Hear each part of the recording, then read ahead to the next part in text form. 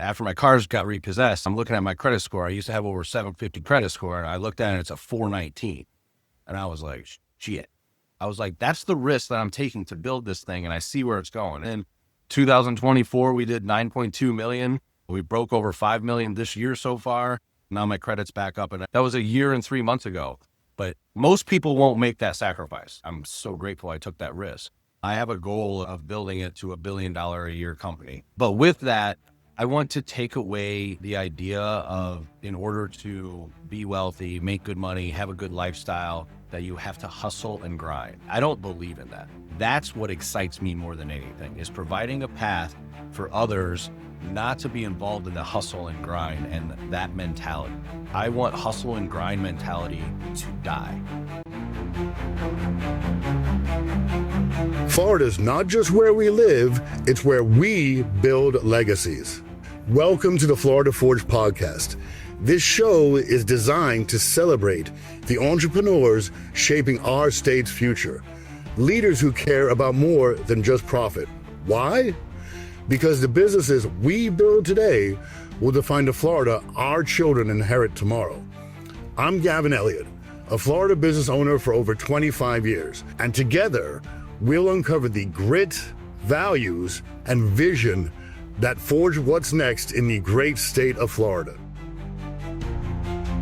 Matt, thank you for coming on the Florida Forge podcast today. We're a new podcast and we're focused on difference makers in the state of Florida, business owners who are interested in, one, forging their own legacy and building relationships with the communities they live in. So let's start with the very beginning, man. I want to talk about your company a little bit, Lion Rock Financial Services. What is the scope of services provided by Lion Rock Financial Services? Yeah, we mainly focus on life insurance. We do a little bit of annuities, but final expense, your term policies, index universal lives, the whole scope of life insurance. We have access to any and all life insurance products, and we're able to shop it around because we have contracts with almost all the major carriers. So we're not taking the customer and walking them down a path into one specific carrier. We're actually shopping it around, finding what's best for their current age, what's best for their current health, all their conditions, and we're able to give them the best price for the most amount of coverage. Brilliant, man. I mean, believe it or not, after we're done with this podcast, I'm probably going to need services. I need to get my life insurance in check. But, I looked over your company a little bit. I've looked over your story, which is fascinating. But I want you to take me back. Like, before you were the CEO of Lion Rock Financial Services, before you realized all the success of all these employees, who was Matt? Like, who was Matt as a kid growing up? Yeah, great question. So go all the way back to growing up. I actually grew up in Mendon, Michigan, a little small town, less than 1,000 people. Graduated with 36 people in my senior class. And everybody there worked at TH Plastics, or I think it was Lear, which were factory jobs. Oh, wow. And I wanted to get the hell out of there because I did not want to follow that path. I remember I was 14 or 15 years old, and I was actually, one of my first jobs that I was actually getting paid for, I was baling hay, which is backbreaking labor. I mean, you're on a trailer, we're throwing bales of hay up onto that trailer in the hot sun. And at the end of the day, I remember looking at my hands and how rough they were after a summer's work. And honestly, the thought that came to my head was like, man, when I get older and I actually find a woman that I want to marry, like, I don't want to touch her with these hands. You know what I mean? I want to be manly. I want to also be soft, Yeah. And I remember that thought coming into my head, and I don't know how the book found me. I can't remember how it came up, but the book by Dale Carnegie, How to Win Friends and Influence People. Yeah. I read that book, and I was like 14 or 15 years old, still riding the school bus to school. And I remember being embarrassed that I'm reading a book, How to Win Friends. That's what the title says. So I covered it with one of my like algebra books or whatever book I had. And I was reading it on the school bus, and it honestly changed my mind. It got me thinking about like, oh, you can make money in sales. You don't have to do manual labor. And then I stepped into like a telemarketing job when I was like 15 or 16. And I did that for 4 years, and I did very well as far as like, I mean, I grew up on welfare and food stamps. So I was I was making more money than my parents were at the age of 17 and 18. And I just saw a different path for success. And like I said, I mean, who does telemarketing for 4 years? You got to be kind of a masochist. So I did that for 4 years, and I got promoted to like an office manager and all that. And I was literally working when I was after high school, 18 to 20. I was working 50, 60 hour weeks because I was managing the morning shift and the night shift. And that's kind of where my work ethic came into. Got my first mentor was the owner of that company. Looking back now, he kind of exploited me, but that's where I was at that time. I mean, he was living in Arizona, and now I know how numbers work, and he was making a lot of money and pay. I mean, I was making $500 a week, and I would get a bonus at the end of the month of anywhere from $1,500 to $2,000. And I thought I was rolling in it. But looking back now, I'm like, wow, he made a lot of money off of me. But that's the price I paid to kind of, start forging my own path, if you will. So let me ask you, in Mendon, did people leave Mendon, or did everyone just said, I'm imagining like one of these old high school movies from the 80s or something like that. We got to get out of here, Billy. Like, or were you pretty much unique in your desire to get out of Mendon? Yeah, I would say I was pretty unique. There's a handful of people I can think of that did leave the town, but a lot of them are still not in that exact town even, but like around the same area. So it's the same thing. And nothing against that. I mean, they have families there, they have roots there and everything. And that's what makes them happy. And interesting enough is my best friend from high school, he just started working with us. So he's up in that town.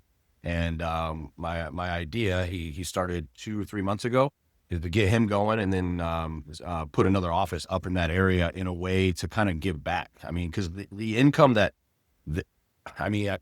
average income up there is about $33,000 a year in that area. Yeah. So my best friend from high school, he's on track to make 6 figures. So by the end of the year, he could probably just buy the town. But yeah, that's my goal, to kind of give back and give another way of life instead of the factory jobs, the manual labor and all that stuff. And we'll see how that goes. Now, a little bit about myself. I came over from England. Family was rather affluent, but then a divorce happened, and we ended up living up in the hood in a economically disadvantaged area. Yeah. So like I was the only person of pale skin in the neighborhood. Like the situation with food stamps and everything like that when you were a kid did your parents have a business? Did something go wrong? Like, do you recall what led to that? Kind of interesting. So prior to me, my dad had owned some businesses, and I remember that he said that like the most amount of money he made was $150,000. He used to kind of brag about that. And I'm like, well, where's the money now? So what he turned into, he lost those businesses through a divorce. And then with my family, it's like something switched in his head and he lost that drive, and he just started working the welfare system, food stamps. I mean, the things that he would make up to make sure that we would have food on the table just to work the government money was, looking back now, is crazy to me. I mean, if he would have put that same work ethic into rebuilding a business, we would have been way better off. But I distinctly remember him talking about $150,000 a year.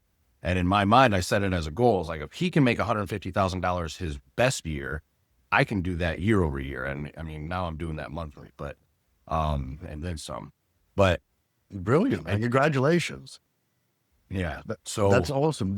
So what, like they talk about this concept of like generational curse. Like if your dad's an alcoholic, I'm not saying you're, but you will be. If your dad hit you when you were a kid, you're going to hit your kids. It seems that you really went the opposite direction, but I'd like you to elaborate on that if you could. Yeah, man, there's a story behind that. So I would say my dad was a little bit of an alcoholic. And then I would also, my story carries a story of I did become an alcoholic. I got into the corporate world. I worked for Verizon. I think that was about the time when we first met 15, 16 years ago. And I was working up the corporate ladder, started as a sales rep, moved up to a trainer, mentor, sales team leader, district manager, GM.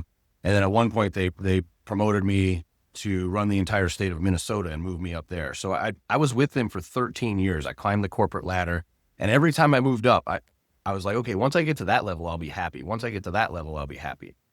Well, all that really happened was every level that I got, I just drank more to try and find the happiness.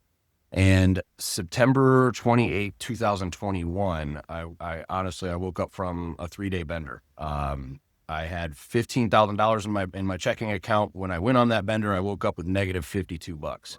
Dang. And not really remembering a lot. I mean, drugs, alcohol, and I woke up and I said, I got to do something about this. And I went into outpatient rehab with a company called Lion Rock Recovery. And that's why my company name is called Lion Rock Financial Services. So that was coming up on 4 years. So I have peeled back the onion on traumas, my character defects, and really just had hard, difficult conversations with myself, with people in my life, with relationships and everything, and made amends in certain places. And it's been life-changing for me. I stepped away from the corporate job. After 6 months of sobriety, I realized, I was like, I fucking hate this job. Like, this is miserable. Like, I've climbed this corporate ladder and I've made all these people millions of dollars. I was making about $200,000 a year working. At this point, I was working 70, 80 hours a week. Yes, I was drinking all the time, but like the stores are open. So I'm dealing with customers. I'm dealing with reps. I'm literally like, I'm babysitting adults. Like, why weren't you on work on time? What happened here? Why did you close the store early? And I was like, this can't be light. So I stepped away from that, 6 months into my sobriety. And I did start a little business on the side, a car rental business. I had like 18 cars that I was renting out, through the Orlando airport and the Minneapolis airport. So that allowed me to, it was netting about $5,000 or $6,000 a month. So that gave me the confidence. Okay, quit this job. I haven't replaced my income fully, but maybe I can build something that will eventually replace it. And that was my first step into it. That was May 2022 when I stepped away from, and I moved back from Minnesota. By the way, I do not recommend Minnesota, especially once you've lived in Florida. Yeah. Oh, No, but I was happy to get back. dude, my fiance is from Minnesota, and she's like, we should go visit sometime. I'm like, I mean, I don't really have to. It's, if I had You can take your own. yeah, I had this trial that was going to happen in federal court there. And they're like, oh, all right, trial set for February. I was like, February in Minnesota? So I got substitute counsel. Yeah. No, that's amazing. Now, you had that significant event and it was life-changing for you, obviously. Were there other people in your life at that time, like a spouse, a fiance, a significant other, or friends? Like, did anyone else help you along with that decision, or that thing just snapped you into place and you did it your own? Yeah, that was like my rock bottom. And I came to realize I didn't have a lot of friends. I mean, I had a lot of drinking buddies. Party buddies, yep. Yeah. After that 3-day bender, when I like kind of came to, I was at this shitty apartment and I was hanging out with this guy. I don't know where I met him, but I was calling him Hatchet. Like, that was his name. And I remember thinking, I was like, is that on his driver's license? Hatchet? So I don't think it was, but you really, it's an awakening moment when you're hanging out with a guy named Hatchet and that's your life and you don't remember how you got there. But yeah, so I did have a girl that I was seeing, but not like 100% with, because I kept her at bay a little bit because I didn't want her to see that side of me. And then in my sobriety in December that year, her name's Oriana, and we're actually getting married next month. I opened up to her and I told her all my expecting her to just run. Like, hey, I'm an alcoholic. I'm a drug addict. I'm going through treatment. This is me. Do you want to do this thing? And to my surprise, like, she welcomed me with open arms. We had been talking for 4 or 5 years, and she was wondering why, like, we were just friends, even though we had like such a deep level conversations. She was always there for me throughout struggles. I was always there for her. And quite honestly, in my alcoholic mind, I thought she would never want to be with me. Like, you know, because you have such a low self-worth, even though you walk around like you think you're somebody, or you're overcompensating, right? That was me, overcompensating, that I had confidence, but inside I was just a fucking miserable fuck. And when I opened up to her, I was just blown away. Like, holy shit, she sees me, and she saw something in me before I saw it in me. She believed in me. When I came to her and told her I was going to walk away from my 6-figure job, I was expecting her like, well, why don't we get like a plan together? And then maybe in like 6 months you can do that. And she literally just said, she's like, babe, if you feel like, if you're feeling this way and I see how you show up after work and throughout the workday, how miserable you are, then there's got to be something better for you out there. God's got a better plan for you. And she was like, let's just go all in. Let's just move you back to Florida. We'll stop eating out as much, blah, blah, blah, blah, blah. And that's what we did. That's awesome, man, to have that support. I'm very happy for you. And I remember also, especially when I met you and for regrettably a few years after that, whenever I drank, I knew the next day the depression was going to come on. Like, I would reevaluate every decision in my life. I would think I was worthless. And yeah, that's turning away from that makes all the difference. How long have you been sober for? It'll be 4 years in September. So I'm a little over 3.5 years. I don't really count the days anymore. I mean, I have an app on my phone, but like the first year, I fucking counted every fucking day. I'm telling you, like that first year, like if I had any question that I was an addict, when I tried to stop, I knew it. I mean, I like full transparency, I relapsed multiple times. I'd make it 2 weeks and I'm like, oh, it's time to celebrate. I made it 2 weeks. I'd make it a month or 2 months and then I'd do a relapse. But the thing is, I kept coming back. I kept going back to my program and just being honest with myself. Guys, I slipped up. And, now I don't want to say like I've got it under control because that's when it can creep up again. But yeah. I'm in a much better place than I was that first year battling it. That's awesome. Did you ever, when you were drinking, did you ever negotiate with yourself where you're like, all right, I'm not going to drink liquor, but I'll drink beer because I don't really get hammered on beer because it'll be okay. Like, did you ever go through that process? Oh, 100%. I would go from, beer, and then I'd end up having 30, 40 beers throughout the day. like alcohol content's lower. And then I'm like, fuck it, I'm gonna go back to my Jameson. I mean, I was at a point, like I look back, I'm like, how did I not know I was an alcoholic? I would get a half gallon of Jameson and that would last me about a day and 2 days. And I would think like, this is normal. Other people are drinking this much. And, so yeah. You would have to technically, I would think, say if you drank that much, you'd have to be at work with a bit of a buzz on or something like that. Oh, 100%, man. Some conversations I would have with some of my managers in stores and stuff like that. Well, and think about this. So COVID hit, so I couldn't even go visit my stores. And Minnesota was worse than Florida. Like the business is shut down. I mean, it's a blue state. So They were all in on COVID. So I wasn't able to go visit my store. So I'm stuck at home and I'm just drinking more and more and more while I'm still managing stores and reaching out and having these conversations that, it's unbelievable I didn't lose my job. It's unbelievable that I was able to function and run those stores while I was, I'm being fully honest now, I was intoxicated, especially during COVID. That's crazy. But there's especially, I turned 50 this year. 20s and 30s, it's a little easier to pull it off, but the older you get, the worse it is. Now, I looked a little bit into your background. Are you a Marine? Yep. I was in the Marine Corps for, I was 2 years active, 4 years inactive reserve. So total of 6 years. And, so after my telemarketing job, I kind of hit a rut. I was like, okay, I've been doing this for 4 years. What's the next level? And I was doing some bad habits back then too. I was like, okay, if I go to the Marines, they're going to set me straight, which they did. I look back on my time in the Marines, especially boot camp. I feel like everybody after high school needs to go through at least a 1 month or 2 month boot camp just to set your ass straight and get some discipline, because it gave me willpower. It gave me discipline. I've always worked out, except when my drinking got really heavy. I did fall off for 2 or 3 years where I didn't really work out. But I am grateful for my time in the Marines for the discipline that I got out of that. Did you ever step foot abroad while you were in the Marines, or were you located in the U.S. the whole time? No, I was in the U.S. the whole time. I was at Camp Lejeune. I did boot camp out in San Diego, and then my reserve stations were here right by the airport in Orlando. Have you ever seen those ads where it's were you at Camp Lejeune? You may have been poisoned. Yeah. Do you know what I'm talking about? Yeah. I know exactly what you're talking about. I wasn't there during that time, fortunately. Okay, thank God.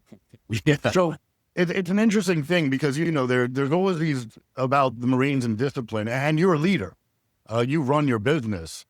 So what are your thoughts on discipline being something that you just have, or discipline being something that can be developed in a person, in an employee, for example? No, it definitely could be developed.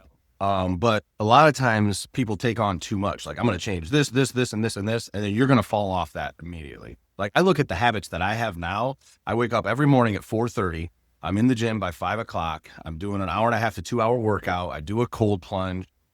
We went over what I had for breakfast a little bit earlier. Like, I wake up at 4:30. I do a quick prayer, a quick meditation. I go get my vitamins. I get my breakfast going. I'm in the gym by 5.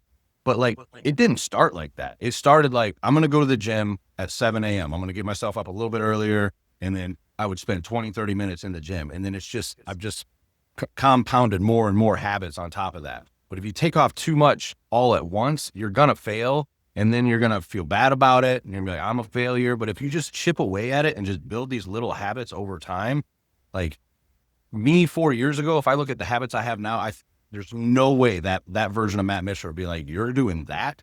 Like, but it's Awesome, just chipping away. man. And then putting off immediate gratification, knowing that like the body that I want is a year, 2 years down the road still, and the amount of weight I'm going to lift is down the road. You can't just go to the gym one time and expect to bench 315 pounds, No. Which, by the way, I've done, just if we're allowed to talk about bench presses here. I saw you like 2 days ago, man, or whatever, and you were putting up 225 on incline for reps, like past 10. That's pretty impressive. But if you don't mind me asking, Matt, how old are you? I am 42. I'll be 43 in November. Yeah, still. So like, I'm in my 40s technically still, but at our age, being able to do that, it's not normal, Oh my God. Like, Yeah. are you still getting stronger, or are you maintaining, like, as far as the gym goes? Yeah. So, since December, I've been eating about 2,500 to 3,000 calories a day. And just like last week, actually on Sunday, I readjusted my calories to, I'm going to cut down for the summer. I'm down to 1,800 calories. And, that was, I think it was Saturday when I was putting up the 225, but yeah, I'm getting stronger, man. I look back when I went into the rehab, I did pick up the habit. I was like, okay, I'm going to go to the gym at 7 o'clock. I'm going to do 20, 30 minutes of workout. I started that habit, and man, I remember doing incline back then, and I was doing like 95 pounds, 95 pounds for sets of 12 or 15. And now I'm doing 225 for sets of 12 on incline, but that's 3.5 years of work, It didn't happen overnight, and it started with a 20 to 30 minute workout. And now I'm doing 1.5, 2 hour workouts when I'm in there now. And I love the gym. I go to Genesis, which used to be RDV, and like, it's like Disneyland for me. It's got everything. So how do you feel that, your workout routine and your physical fitness impacts your career, your business, if you would? Yeah. I mean, like old saying goes, is like, how you do one thing is how you do everything. So like for me, in when I wake up at 4:30, I got 3 hours to myself. Like, that is my self-care. My self-care, my fitness is part of my business plan. Like, it's literally written when I write out my business plan each year, is like, my business plan starts with me waking up at 4:30, getting in the gym, meeting my macros, counting my food, all that. That's my business plan. I get that right, then I can show up better at the office at 9 o'clock when we open up, have our team meeting, go over numbers, have conversations throughout the day, recruiting, hiring, game plan for where we want to be this quarter, this month. And I just show up better. I mean, Oriana, she notices if my routine gets thrown off, like people will notice. And that's the other thing too. I'm focused on getting better at, is because your routine will get thrown off. Everybody's like, oh, you got to have a routine. You got to have a routine. Well, that's pretty shitty if your routine gets thrown off for the day. Not like, if I miss my workout and then I allow it to ruin the rest of my day, like, how stupid is that? Like, you're going to have days where it just doesn't work out, where you're going to make it into your routine. But now, how are you going to let that affect the rest of your day? Are you going to let it demolish the rest of your day? Like, no, you just move on. You'll make up for it tomorrow. No, that's really good, man. And like, Have you noticed if everyone's got that little boy inside of them, like I'm 6 foot, 200 pounds, so I'm not a little boy, but every once in a while I see that kid who was 50 pounds and something like that. Is that little boy still around in your head at all? Or are you Matt Mishler, 100% absolute killer all the time? Oh no, I'm a softie too. Like, like, and I'm a dreamer, man. I'm a dreamer. I use my imagination now. I have a mindset and business coach, David Bear, and he makes me do imaginal acts, which was super hard for me at first, because when you're a kid, you're using your imagination. As you become an adult, like, well, that's stupid. Don't use your imagination. Like, it goes away, but it's part of us. So like, I envision my life, like the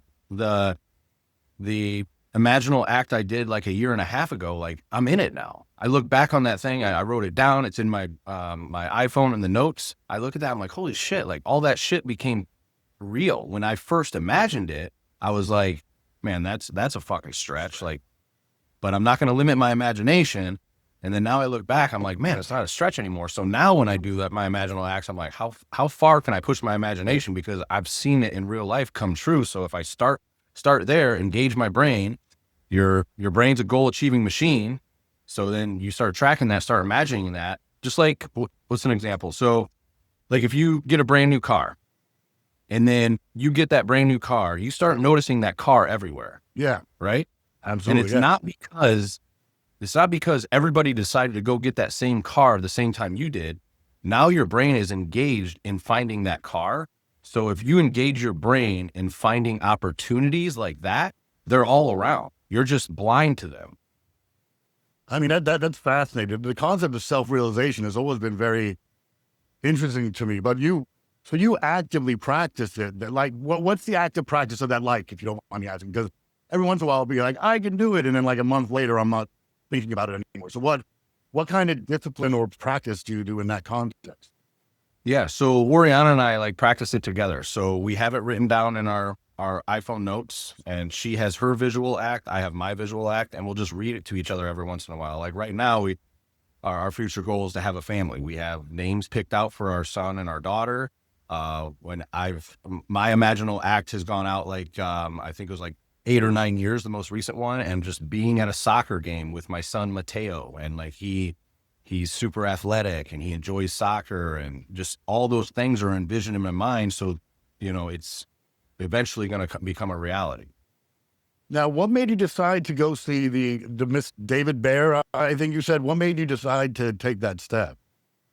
Yeah. So, his story resonated with mine. He also came from alcohol, drug, and sex addiction, and he worked with Tony Robbins, and I just resonated with his story. And then he has it's called a powerful living experience. I went to that in 2023, February 2023, and it was in Texas. I flew out there to just check it out, and then I was like, it wasn't like the typical like rah, rah, rah. It was like really rewiring your brain, like the neuroscience behind why you think certain ways, why you had limited beliefs, and how to rewire your brain so you no longer have those limited beliefs. And I was like, this is fucking wild.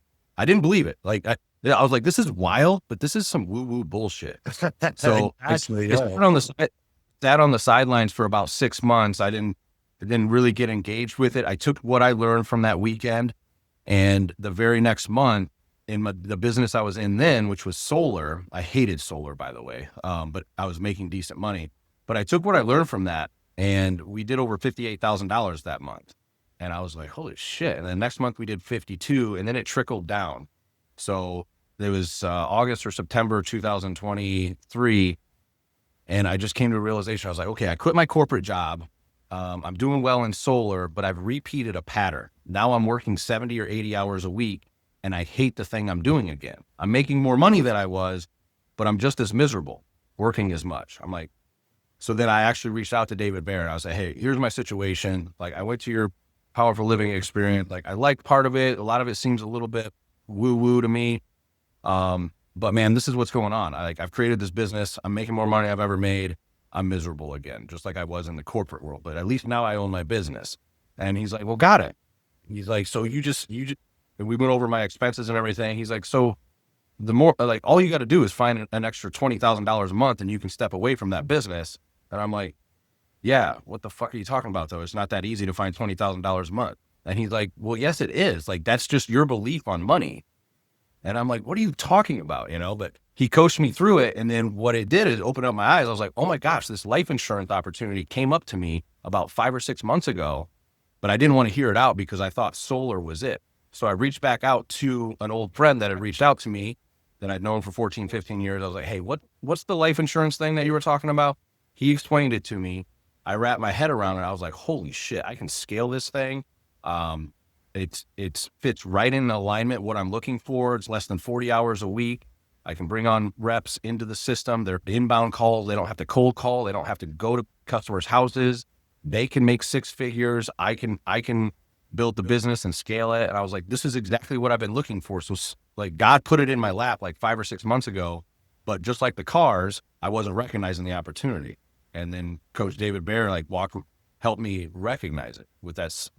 I still remember the call. I was like, oh, got it. He says, got it. You just got to replace $20,000 a month. Easy peasy. I'm like, what? Yeah. No, that's amazing, man. That is really cool. I have my law firm. I run it, but my doing the same thing again is I just seem to hit a glass ceiling, if you would. And the idea of actually making myself better as a person never really popped into my mind, to be honest. It's always like Right. business. But talking about business, like, was 7-year-old Matt Mishler a CEO? Or like when you're talking about scaling and all these aspects of business, like that's not a intrinsic skill set. So how did you develop to be the CEO that you are? Yeah. Oh man. I just had a flashback. I think it was like 4th or 5th grade. Like we're going over like what you want to be when you grow up. And I heard the word entrepreneur. Like I could barely say the word, but I was like, that's a pretty cool word. That's what I want to be. Everybody else is like astronaut, teacher, all this shit. I'm like entrepreneur. And if I'm honest, like I just wanted to be an entrepreneur because I thought the word was cool. You know? And then That's awesome, man. I was in Mrs. Decker's class. I remember when this happened. And then learning what an entrepreneur was, I was kind of like, yeah, I want to do that. But I went into certain jobs. It was always in the back of my mind, but I didn't feel like, man, I'm not good enough to do all those things. Like, cause then when you're an entrepreneur, you're responsible for everything. And like your income is like this, right? You can make $300,000 in a month. I mean, December, I made negative $17,000, but then I've also had months where we've netted almost $300,000. So like, it's a wild ride, but I would rather be on that ride than the corporate ride. I mean, my best day at corporate, I'd still prefer my worst day on this side. So you know the movie Rocky, there's that quote, it's not how hard you hit, it's how hard you can get hit and get back up. So Yeah. obviously with you entering into sobriety, that's you fighting that battle and winning. And every day I know is a new battle as well. But in the context of your insurance agency, I mean, you mentioned a negative month, for example. Like, have you ever been knocked down and had to get back up, or have you just been knocking the hell out of people all the time? Oh man. So when I started this October 2023, I started it in my house. It was me, my brother, and my fiance. Okay. So I wanted to prove that we could sell it. It would work. The inbound lead system worked. And it cost a lot to get it started, get the leads up, get the licensing, the equipment and stuff, and just getting it set up. And in December, I still had my car rental business. So what I was doing was I was taking the profits from the car rental business, not paying the car payments to make sure that we could pay the mortgage, pay for my personal cars. And I ended up getting 2 of my cars repossessed. And I remember looking, it was December 19th, 2023, as we're building this thing. I'm looking at my credit score as I'm grabbing lunch at my kitchen counter. And I see it. I see this thing is going to work, but I'm still planting the seeds, right? I'm still investing into the business to get it going. And I'm sitting there eating lunch and I'm stressed out. You know, I believe it that it's going to work, but there's still, you're always going to have doubt. But so I still have that doubt. And I look at my credit karma, and after my cars got repossessed, I'm looking at my credit score. I used to have over 750 credit score, and I looked at it, it's a 419. And I was like, shit. I was, That's you know, not and great, I was, bro. yeah. So, but I had a sense of relief right then. I remember I was like, you know what? I got food on my table. I still got a roof over my head. I have my own personal cars. I was like, that's the risk that I'm taking to build this thing. And I see where it's going. And then 2024, we did 9.2 million. We broke over 5 million this year so far. And like, when they repossess a car, they take it. It's a $50,000 car. They sell it at auction for $30,000. So I had to pay the $20,000. Now my credit's back up. And I mean, that was a year and 3 months ago. But most people won't make that sacrifice. Like, I got to keep my credit score. But the relief that I had was like, I'm not owned by that credit score anymore. I got money coming in. Yeah, I owed that money, but I'm moving on. I'm building something bigger. And then now, a year and a couple months later, like where we're sitting now, I'm like, I'm so grateful I took that risk. I mean, I could have just went back and got a corporate job and I would have been able to make those payments and everything, but I would not be where I'm at right now. So what made you not go back to the lower, admittedly, but easy money? Like a lot of people, when they face adversity, they go back to the easy, So what made you? What was the thought process of saying no? I'm pushing this through because this is going to win. Yes, Oriana and I talked about it. Like, we'll go live with our parents before we give up. I ain't going back to the corporate world. I know where that led me. Like, it was. I mean, David Goggins burned the boats. Like, I was all in. Like, I mean, don't get me wrong. There was thoughts like, fuck, we're gonna be homeless. Like, you lose. I mean, I had sleepless nights, but like, that's the price it takes, and that's what most people just aren't willing to do. And I get it. I mean, I get it. Shit, that probably took years off my life for that 3 months that we did it. But the life that we live now, I mean, I wouldn't have it without making that sacrifice. No, that's amazing, man. I want to touch a little bit on like values and like core principles. Like, let me ask, are you a man of faith? Oh, absolutely. And how does your faith impact your professional life? Yep. The faith factor is huge. When I had those doubts, I knew God had. I didn't understand how he was going to do it. And what I've come to believe is it's not up to me to come to figure out the how. He's going to provide the path. It's up to me to recognize the path that he puts in front of me. And I'll make mistakes along the way, but man, I'm on my knees all the time. When I was building this thing, I was on my knees all the time. God, please show me a sign that we're on the right path. Like, I'm trusting in this. I'm feeling pushed to go in this path, but now I'm questioning myself. And then there were little signs that came up. I mean, dude, there was one night I was praying when we first started, I was a month in, all the expenses I did and everything, I made $9. I had a spreadsheet. I was like, we've made fucking $9. Wow. Like, I really believe in this thing. And I was laying in bed looking at those numbers and I just decided to pray. And I had a vision of, this sounds crazy, but I remember it, and I use it to this day, of Jesus looking over me with his hand like this, and he had one teardrop, and his lips didn't move, but I felt communication. He's like, you've gotten through alcoholism. You were never homeless. You've gotten through this, and named off all these things. And he's like, I've been there taking care of you the whole time. You don't think I'm going to get you through this? And I went to church the next day. I was just like, whatever that was got me through, but yes, I'm a firm believer in God. I was not before I went into rehab. And even in rehab, I was pushing against it because I did not grow up with God in my home. My dad even said, like, only weak people pray to an imaginary guy in the sky. Oh, wow. Well, God was not part of my life, but through therapy, they say, like, well, do you believe in a God of your own understanding? So that gave me somewhat control. Like, okay, that God's of my understanding, right? So that opened the door for me to have faith. And now I'm just all in. I'm all in. God has me. I ain't shit. And like the only reason that we have the things we have is because God has provided those things. Gracious and loving. And I'm a man of faith myself. I very much believe I owe everything I have to our Lord and Savior.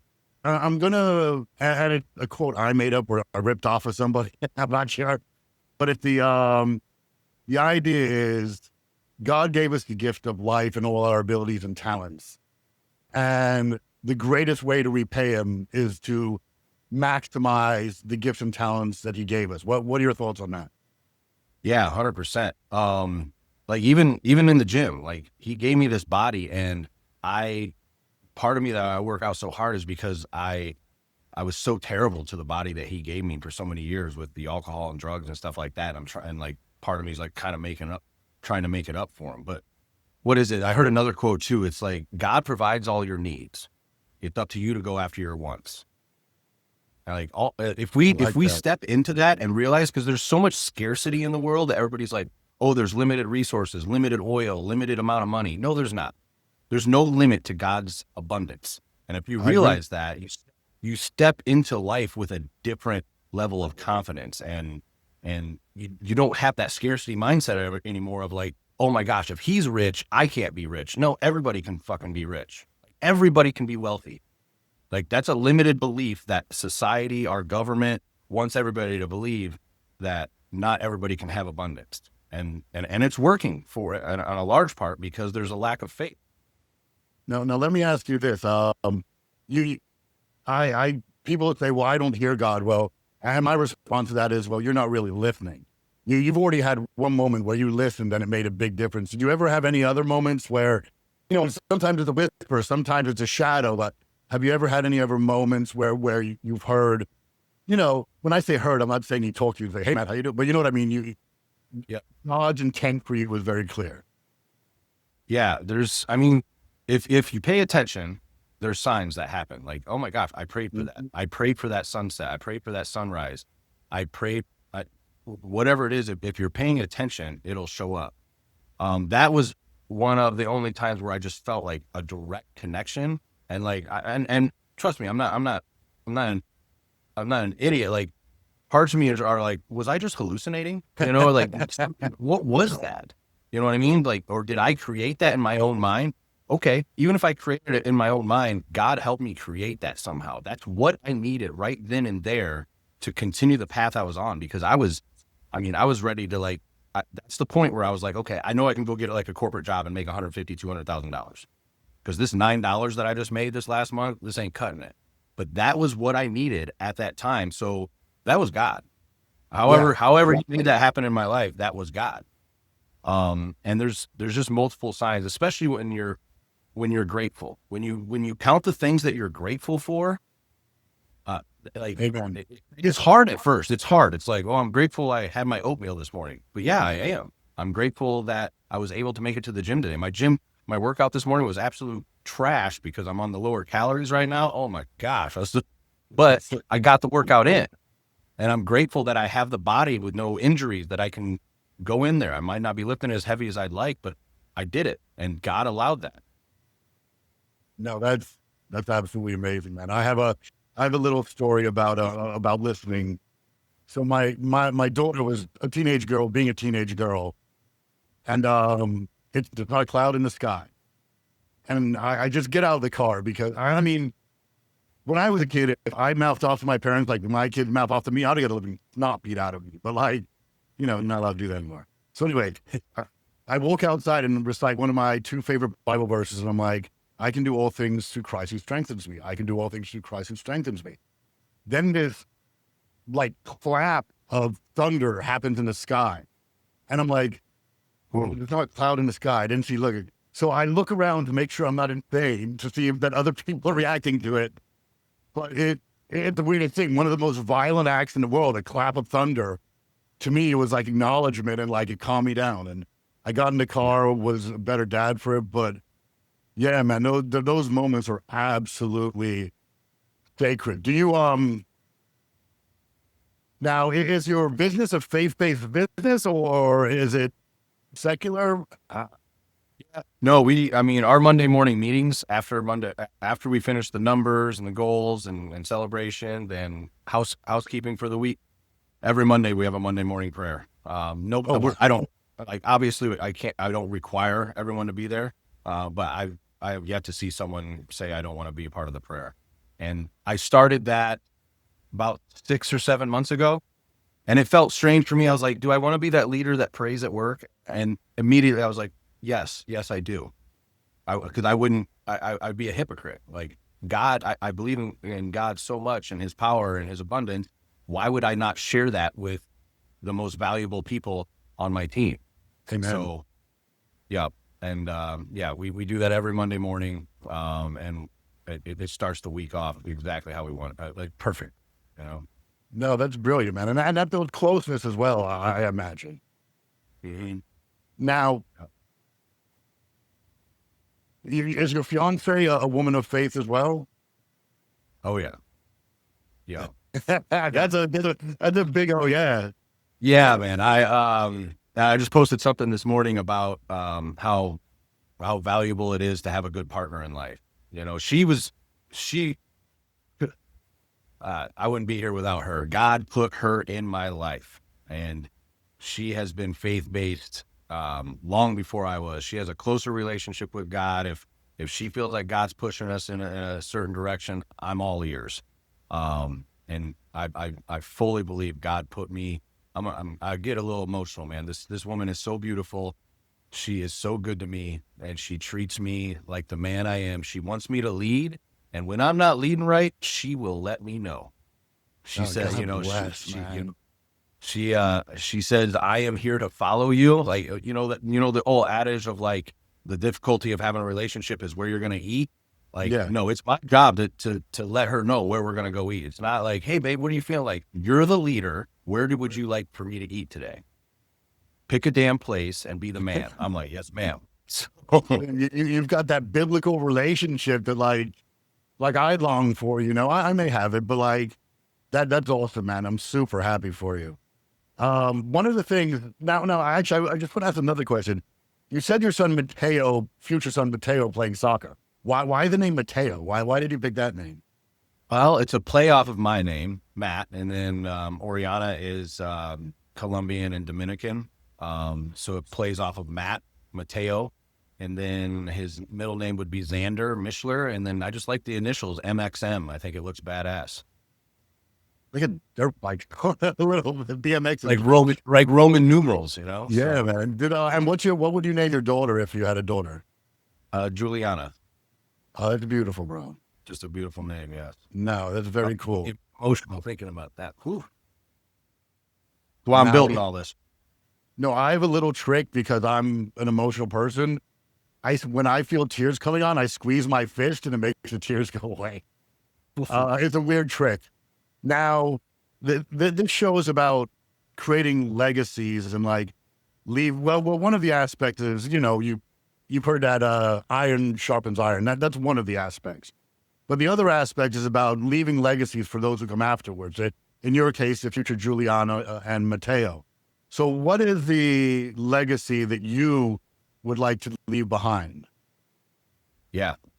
So we're building this thing. I have a goal of building it to $1 billion a year company. Oh, wow. It's a huge, massive goal, right? So there's going to be adjustments along the way. But with that, I want to take away the idea of, in order to be wealthy, make good money, have a good lifestyle, that you have to hustle and grind. Like, I don't believe in that. I did that for 38 years. I hustle. I was a great salesman. I worked all the damn time. And if you talk to any of our agents, they're working 38 to 40 hours a week. They're making six figures. They're able to take care of their family. That's what excites me more than anything, is providing a path for others not to be involved in the hustle and grind and that mentality. I think I want hustle and grind mentality to die. I want people to enjoy their lives. I want people to enjoy their time with their families and friends. People say money isn't important, but the reality is most people are working a 9 to 5 that they hate so they can get a paycheck. So when they get home with their family, they're miserable. They can't enjoy their time with their family, and they're working for a company that doesn't give a shit about them, and they'll be replaced the very next day. That's what I want my legacy to be, as well as we have future visions of having a place in Central Florida called CF12, Central Florida 12 Step, for people that like high level executives, because I believe that there's people that are successful on the outside, but also might have some addictions that they're like, if you go to an AA meeting or some of these rooms, they're pretty dark and dingy and depressing. I've been to meetings before. Yeah. They definitely are. So what my envision is like to have a bright room with just a lively room where it's like, it's not shameful or you don't feel shame or guilt. Like, oh, you have a fucking problem too? Yeah, I was popping Percocets. And it's not You're not in this dark, dingy room with this poor lighting, like, oh yeah, I was doing that. But just like, everybody's got fucking addictions, by the way, whether it's food, whether it's, you can be addicted to working out, you can be addicted to drinking, drugs, all these things. Everybody's addicted to something. You know what I mean? Yeah. But just to help with that. But yeah, that's another legacy I'd like to leave behind, is just having an open platform for people that are struggling with addictions. That's amazing. So you had this pain in your life and you want to do as much possible to minimize it in other people's lives, right? Yeah. Yeah. No. It's just for me to talk this openly about it. Cause when I stepped into this program, it was a secret. Nobody knew about it for like over a year, because there's so much shame and guilt with it that you feel like there's something wrong with you. But when you wake up and you realize, like, everybody has something wrong with them. I'm not perfect. You're not perfect. Everybody has issues, and God made us as flawed individuals. So it's okay. But collectively, we can accomplish such great things. And if we get away from the shame and guilt, that is the devil, by the way. Anything that feels bad in your life, that is not God. That is the devil speaking into you. So if it doesn't feel right, just recognize right away, that's not God. That's the devil trying to get in my ear again. That's brilliant, man. You know what? One of the toughest things for me to do in religion, and like, because of the drinking, the partying, the mistakes, everything like that, was that God couldn't possibly love me. Like, that was like, and I remember the thing that changed it for me was I went to this religious retreat, and one of the guys there was the biggest cocaine dealer in the history of America. There were people who had served multiple prison sentences for everything. And finally, like, the way it clicked in my head is, he does love me, and there's nothing I could do to deserve it, and there's nothing I can do to lose it. Did you ever have, like, especially during the drinking and everything like that? And what was the transition, if you had one? Oh my gosh, yeah. Because when you're in that, you have such low self-worth. You're like, why would God love me? I'm a piece of shit, especially with all the terrible decisions I made, especially when I was using, and the regrets. But like you just said, like, the beauty of it is, he does love me regardless of my faults. And here's one thing that when I was finding God and like coming to the realization that, like, yeah, I do believe in a God. It was like, one of the things I struggled with, he's like, so I've always felt like there's a part of me that's like, I'm chosen, but I always shun that away because I didn't feel good enough. I'm like, I'm not special though. So like, let me see if I can word this right. So everybody's chosen. And this is the thought, like, everybody's chosen. I'm like, well, that's not that special. If everybody's chosen, I want to be chosen. But then when you really think about it, how fucking special is that everybody's chosen? All you have to do is choose to believe in him and be saved, and you're chosen. He's choosing everybody. That is the fucking beauty of it. Like, I totally flipped the script, and I'm like, that's not very special. Everybody's chosen. No, that is what's special. He chooses everybody. That's how fucking massive his love is. I'm sorry, I shouldn't be cussing, but I get really passionate about it. So no, dude, that is so, so fucking powerful, bro. It really is. And it can make all the difference. And yeah, I mean, you have. I don't know if you imagine me like this when we told each other all that while ago. I don't know that I imagine you like this, but God gets us where we need to be. You know, man, he gets us where we need to fucking be.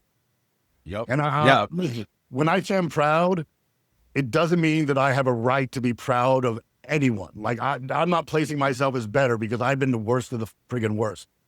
But like, your story is a bloody inspiration, man. You are doing amazing things. You're giving back in your business. You're going to build this, man. And it's been an absolute pleasure to see you again and to talk to you about your story, man. Thank you so much, man. I really appreciate it.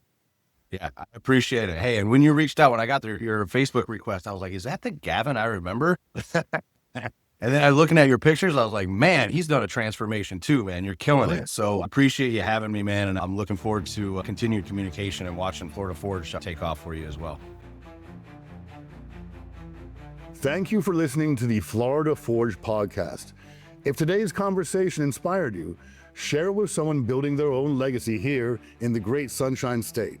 Until next time, keep forging what's next for Florida, and we'll see you soon.